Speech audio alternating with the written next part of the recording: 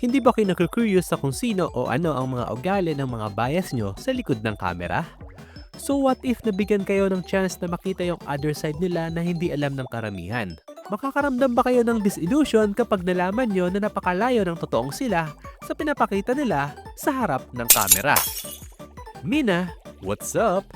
I hate to burst your bubble at hindi ko gusto na sa akin manggagaling ang reality na to sa inyo. Umuutot, nangungulangot at dumudura rin ng plema ang mga bias or idol nyo. I know, masakit malaman yung facts na yan. Pero yes, in short, mga tao rin sila gaya natin. And as a human, very common na yung may iba't iba tayong side or personality depende sa kung sinong tao ang nasa harap natin. Huwag na tayo lumayo. Ako na pinakikinggan o pinapanood nyo ngayon, hindi nyo alam kung ilang side ang meron ako.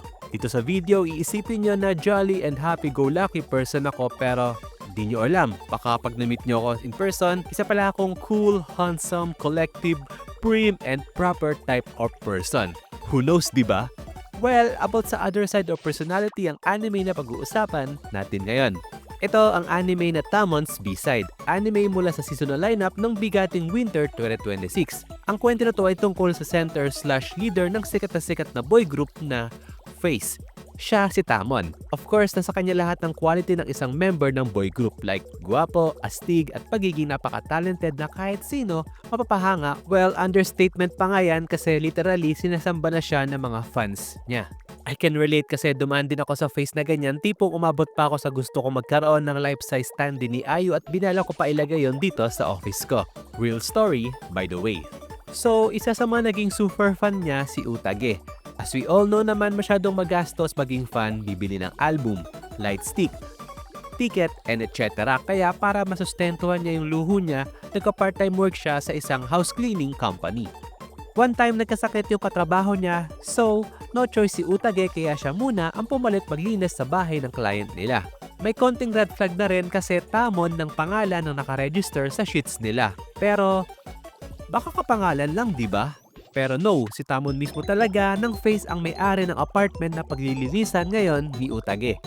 Imagine isang diehard fan ang pupunta at papasok sa loob ng bahay ng ultimate bias niya.